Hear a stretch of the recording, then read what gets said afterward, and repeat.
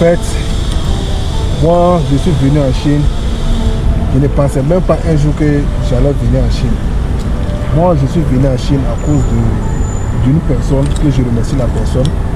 C'est lui qui a postulé une bourse pour moi et j'ai obtenu la bourse. En fait, je ne m'étais jamais imaginé qu'un jour j'allais rester en Chine. Il faut savoir que j'étais venu dans le cadre des études. J'allais venir faire mes 4 ans de master et retourner en Afrique, au Mali. Mais actuellement, je suis à ma 10e année en Chine. Et dans cette vidéo, j'aimerais vous dire pourquoi je ne peux pas employer le mot plus, mais pas quitter la Chine. Parce que je ne peux pas dire que je ne peux plus quitter la Chine. Je vais dire pourquoi je ne veux pas quitter la Chine. Il faut savoir qu'il y a plusieurs raisons. Une des raisons, c'est la sécurité. Il faut savoir que la Chine est un pays très sécurisé. Tu peux prendre ton téléphone, déposer ton téléphone ici, aller partout où tu veux. Personne ne va toucher à ton téléphone. Il y a des caméras partout. Il y a des caméras partout. Depuis que je suis en Chine, je n'ai jamais vu un braquage de mes yeux. C'est-à-dire où on voit quelqu'un, un riche, on vient l'arrêter dans la rue, prendre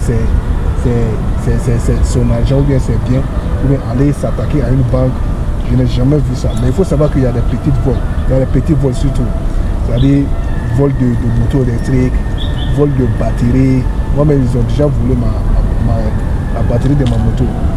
Il y a des caméras partout. Il faut savoir que quand 100 Chinois se regroupent quelque part, tu vas trouver qu'il y a 2 policiers là-bas. 6000 policiers chinois se regroupent quelque part, tu vas trouver qu'il y a 10 policiers ou bien 30 policiers là-bas. Tellement il y a la sécurité ici. Partout, c'est les caméras. Tu vois partout, c'est les caméras. Tu peux sortir à 4h, 5h, 6h. Personne ne va t'agresser. Souvent, tu sors, aller en boîte, revenir. Personne ne va te demander dans la rue, donne-moi ça, ou bien t'agresser. Rien. Tellement il y a la sécurité ici, je vous jure. Deuxième raison, c'est quoi? C'est le coût de la vie. Franchement, la Chine, c'est un pays qui est moins cher, contrairement en Afrique ou en Europe, où tu vas, sur le plan des loyers, avec peut-être 100 000 francs, tu peux trouver 2 chambres salon ici. 100 000 francs, c'est pas 2 chambres salon. Il y a tout dedans. Il y a fauteuil, il y a télé, il y a cuisine, dans les chambres, il y a 2 lits, tout équipé. À 100 000 francs, c'est tellement moins cher. Il y a ascenseur dedans, tout. En plus, après le logement, on a la nourriture. Ici, la nourriture, non. Les gars, la nourriture, c'est comme 0 francs. C'est tellement moins cher. Si tu n'as pas envie de cuisiner avec peut-être 50 yuan par jour, tu peux manger à ta faim. 50 yuan par jour. Le matin, tu peux manger leur noodle, leur farine, leur farine de macaroni. Tu peux manger ça, peut-être 10 comme ça. Et à midi, tu peux acheter d'autres nourritures, encore 12, 15 le soir aussi. C'est tellement moins cher. Si tu es quelqu'un, tu n'aimes pas les nourritures qui se vendent dans la rue, tu peux aller dans le marché pour acheter tes condiments, la viande, les légumes, les tomates, l'oignon, l'huile, ou bien dans un supermarché. C'est-à-dire que le gouvernement a fait en sorte que tout soit moins cher. La nourriture, c'est moins cher. Côté transport, avec 2 yuan, tu peux t'asseoir dans un bus. Fais le tour de Koumé, ça ne va pas augmenter. Avec 2 à 6 yuan, tu peux prendre le métro, aller n'importe où. Vous-même convertissez. 6 yuan, 6 RMB, ou 4 RMB, 5 RMB, ça fait combien? C'est pas bien en euros. Tu peux prendre le métro, aller n'importe où tu veux. Les motos, si tu n'aimes pas ça aussi, les motos électriques sont chères. Une moto électrique à seconde main, tu peux avoir ça à 1200 RMB comme ça. Donc, la vie est très moins chère ici. D'autres raisons, il faut savoir que la Chine est un pays d'opportunités. Même si en tant qu'étudiant ici, tu n'as pas le droit de travailler, mais tu peux chercher d'autres opportunités comme le business.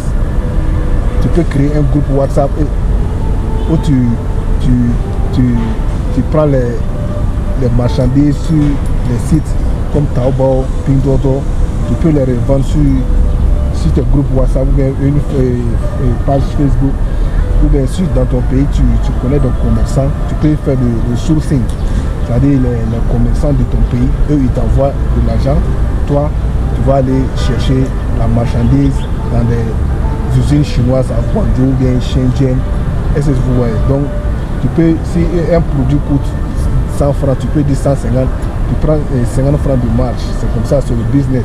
Et il y a beaucoup de personnes qui font ça et qui s'en sortent.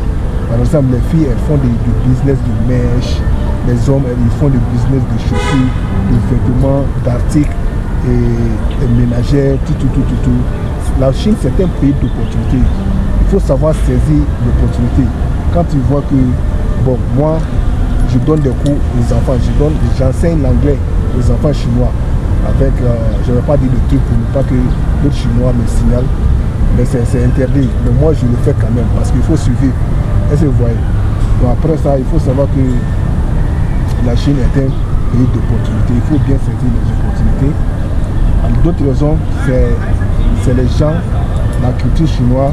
Il faut reconnaître que même s'ils ont les stéréotypes sur les Africains pour dire que on est pauvre, on est comme ça, il y a la misère chez nous, il n'y a rien chez nous. Mais il faut savoir qu'il y a des Chinois qui sont très gentils.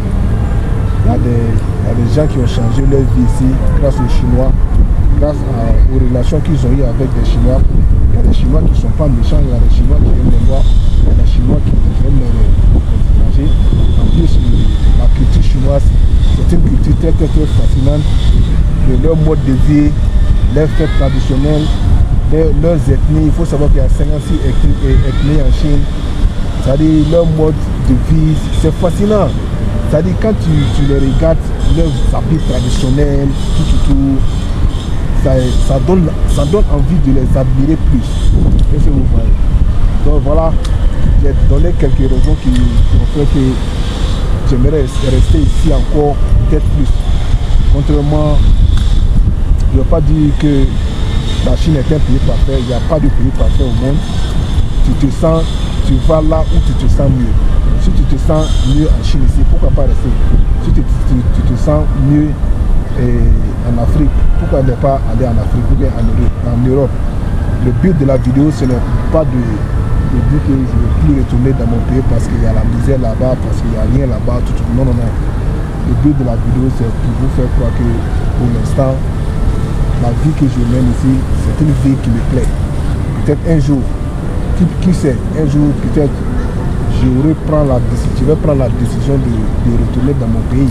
Forcément, parce qu'il faut savoir que la Chine, on ne peut pas rester ici pour l'éternité. Un jour viendra, tu vas devoir rentrer chez toi. Voilà.